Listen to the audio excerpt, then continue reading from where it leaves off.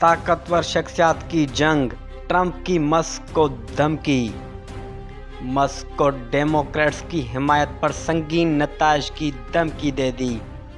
مسک کی متنازع پوسٹ نے ٹرمپ کو برہم کر دیا۔ ٹرمپ کا سخت موقف، اب مسک سے کوئی رابطہ نہیں رکھنا۔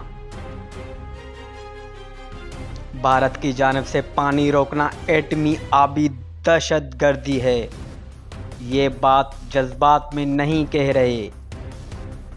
پاکستان کا یہ موقف حقیقت پر مبنی ہے جس پر کوئی سمجھوتہ نہیں ہو سکتا۔ نیو یارک میں بلاول بھٹو کی پریس کانفرنس۔ کسی بھی جارحیت کو شکست دینے کے لیے مکمل طور پر تیار ہیں۔ فیلڈ مارشل کا LOC پر جوانوں سے خطاب۔ فیلڈ مارشل سید عاصم منیر نے لائن آف کنٹرول پر اگلے مورچوں کا دورہ کیا اور سپاہیوں کے ساتھ عید الاضحیٰ منائی۔ نماز کے بعد پاکستان کے پائیدار امن، استحکام اور خوشحالی کے لیے خصوصی دعائیں مانگی گئیں اور وطن کے دفاع کے لیے جانوں کا نذرانہ پیش کرنے والے شہداء کے لیے دعائے مغفرت کی گئی۔ بھارتی ریاست اتراکھنڈ میں تکنیکی خرابی کے باعث نجی ہیلی کاپٹر کی سڑک پر ہنگامی لینڈنگ۔ مردان کے گھر میں گیس لیکیج کے دھماکے سے 6 افراد جاں بحق، 2 زخمی۔ پولیس کے مطابق ارم کالونی کے ایک گھر کی دوسری منزل پر رات کو گیس لیکیج کے باعث دھماکہ ہوا جس سے گھر کی چھت گر گئی۔ امریکہ کا دورہ مکمل کرنے کے بعد پاکستانی سفارتی وفد برطانیہ پہنچ گیا۔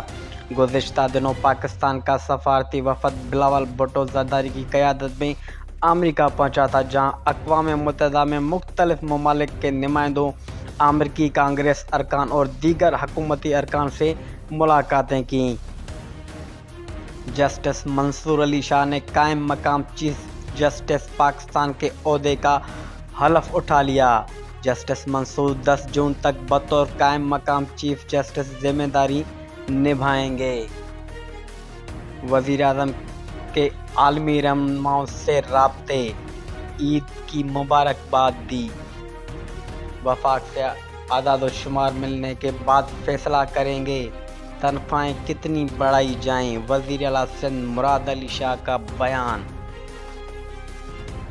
غزہ میں اسرائیلی جارحیت جاری، مزید 36 فلسطینی شہید ہو گئے۔ غزہ کی سول ڈیفنس ایجنسی کے مطابق ہفتے کو اسرائیلی افواج کی فائرنگ سے کم از کم 36 فلسطینی شہید ہو گئے، جن میں 6 افراد ایک امریکی حمایت یافتہ امدادی مرکز کے قریب شہید ہوئے۔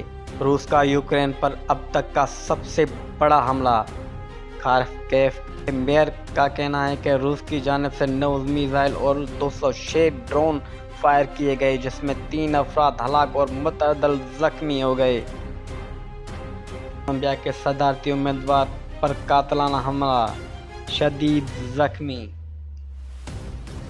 غیر ملکی خبر رساں ایجنسی کے مطابق کولمبیا دارالحکومت بوگاٹا میں ہفتے کو دائیں بازو کے اپوزیشن سینیٹر اور اگلے سال کے صدارتی انتخابات کے امیدوار میگوئل اوریے ریلی کے دوران خطاب کر رہے تھے کہ انہیں 3 گولیاں ماری گئیں۔